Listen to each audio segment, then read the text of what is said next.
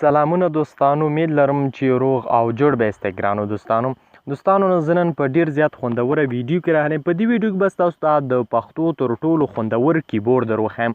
دغه کیبورډ چې دی ډېرې زیاتې ځانګړتیاوې لري. لومړۍ ځانګړتیاو د دې کیبورډ دا ده چې دا تاسو سره په املا کې کومک کوي. که چېرته تاسو املا سمه نه وي نو دا کیبورډ چې تاسو سره املې کومک کوي. دا په وروستیو کې تاسو ته وښیم چې څنګه املې کومک. دویمه ځانګړتیا دا ده چې کله موږ تاسو بسم الله الرحمن الرحیم الحمدلله رب العالمین او دغه شی نه موږ تاسو لیکو، مثلا یو اسلامي پوسټ کړو، په دې کې موږ سره زیات کومک کا. دویم دا چې شپس دي په دې کې.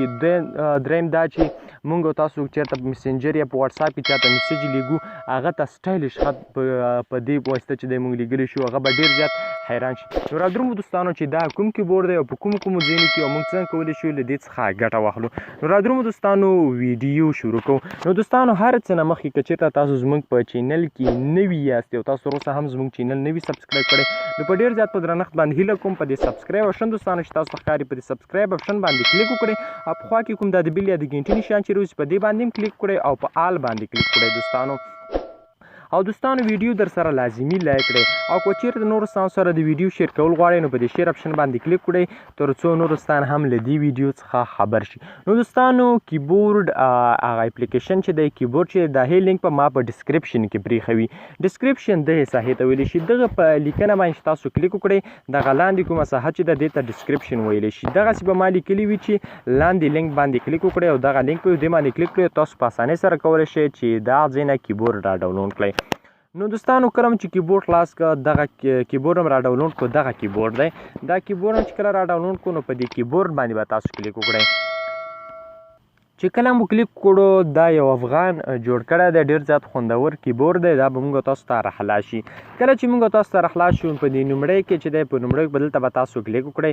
په نومړی کې دلته تاسو کلیک کړئ دا به دلته دا آف وي، دغسې دا به آن کړئ دوستانو، دا به آن کړئ. نو کله مو دا آن کړه بیا به د دویم آپشن ته راشئ. دویم دغې ته ګورئ دوستانو، دلته بیا دا انتخاب کړئ. ګورئ دوستانو دا به تاسو انتخاب کړئ. ګورئ دوستانو دا مو چې انتخاب کړو له هغې وروسته بیا تاسو راشئ که فیسبوک ته راځئ او که میسنجر ته راځئ او که وټساپ ته راځئ. ګورئ دوستانو زه وټساپ ته راځم. ګورئ دوستانو اوس تاسو ته هغه لیکنه درښیم. ګورئ دوستانو زه اوس دلته راځم، مثلا چاته دا کس ته دا لیږم. ګورئ دوستانو اوس هغه کیبورډ دی. ګورئ دوستانو دغه کیبورډ چې لاین ساحه کې دوستانو تاسو وینئ دا هغه کیبورډ دی. نو اوس دلته چې دی په دې نومړیو کې تاسو ته درښیم نو په دلته تاسو ګورئ فاینډ، دلته فاینډ لیکلی دی، په دې کونج کې فاینډ لیکلی دوستانو. په دې فاینډ باندې تاسو کلیک وکړئ دوستانو، دلته سټایلش خط راوځي. ګورئ دوستانو ټول سټایلش خط دی. په دې کې په میسنجر یا په هر شي کې چې تاسو کولی شئ سټایلش خط خپل ملګري ته. ګورئ دوستانو هغه سټایلش خط چې دی دلته ورغی او دا به حیران شي. ښه نومړی خو دا چې سټایلش خط موږ. دویم چې املې کومک، څنګه املې کومک موږ تاسو سره دوستانو کوي. ګورئ دوستانو زه اوس لیکم افغان. ګورئ ما صرف ولیکل الف مې ولیکل. ګورئ دلته ما ته راووتل افغانستان، افسران، افسر، افسانه او افسانوي. نو ګوره دا اوس موږ سره املې کومک شو. ګوره دوستانو زه دلته کلیک کوم ډایرکټ ما افغانستان ولیکل. زه اوس مثلا بل څه لیکم، زه لیکم پیوه. ګوره دلته ما ته چېرې ووت پوسټ او داسې مثلا چې ګوره دوستانو هغه مختلف شیونه چې موږ ته راووتل.